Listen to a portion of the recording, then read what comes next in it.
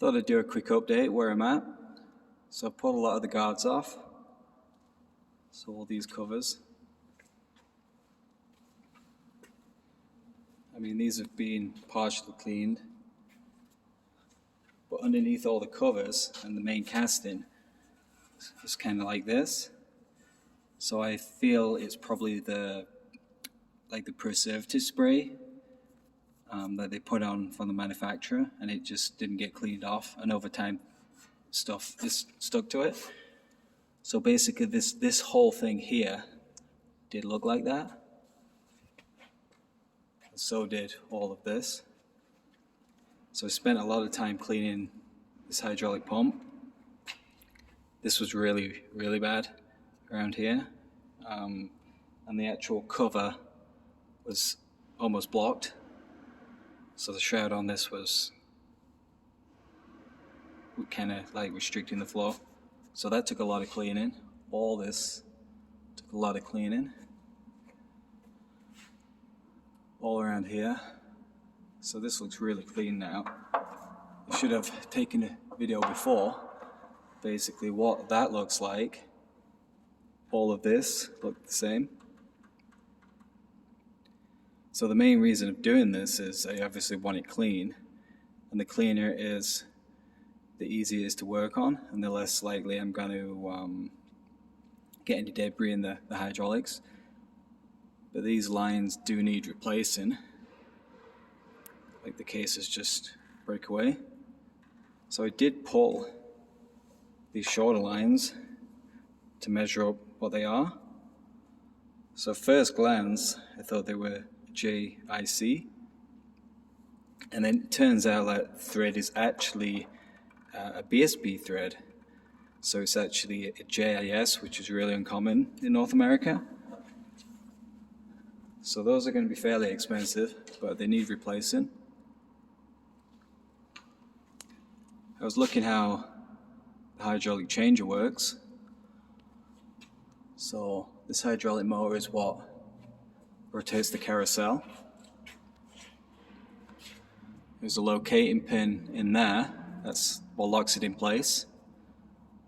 Proximity sensor to see if there's a tool in there, and then this proximity sensor is for homing. So if I go around here,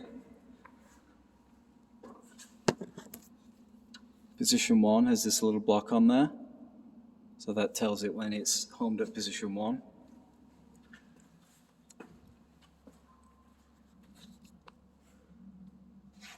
And then the actual arm itself, which is on a hydraulic motor.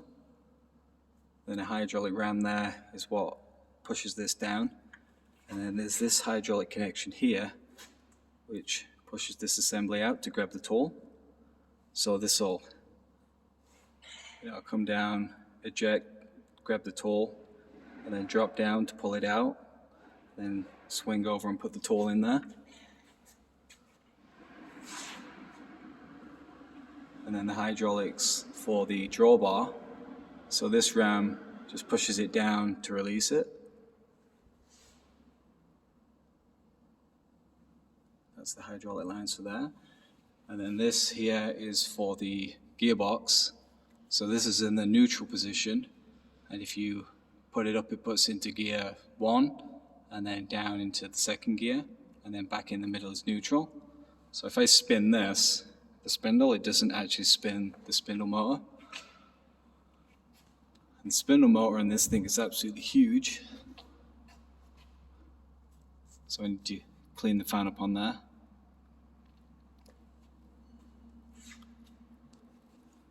Did notice these wires. I originally thought they were for 4th axis because the panel is made up for a 4th. There's the parts there. The button on this is dirty and cracked, so it's likely being used. And those wires feeding up here. So if I open this cabinet, this wire just goes into these relays. That was definitely not standard. And then this one is somewhere in the back there. I'm going to have to check that later. But then after noticing that, there's these cables here. So this one's got many pins, so likely an encoder. And this has got 3 pins, so this is probably the 4th axis, and this is wired into the cabinet, and likely it goes into the spindle drive as well. So the spindle drive does the spindle, and likely the 4th axis. So that's kind of neat. It'd be nice to have a 4th axis on this. The one on my other machine is pretty small, and the motor's pretty bad in it. So still a long way to go. Still going to clean it all first before I start then pulling more of the bed, see what the slides look like. But I'm going to go home and take these drives with me. And then there's also that power supply. I'll probably just take one drive just to see what it's made up of first. And then I was curious about these heat sinks, but I think they are to draw heat into the sink, and then up here is probably some more heat sinks inside, so it just transfers the heat to the outside while keeping it sealed. Like a lot of modern machines have air conditioning units attached. Well, the machines are so efficient now that they don't even need cooling.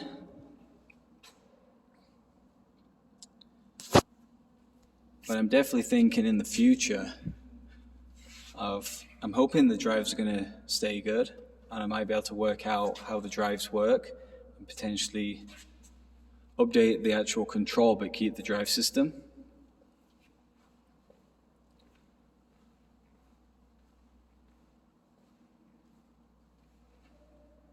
But stay tuned, because I got a lot more work to do.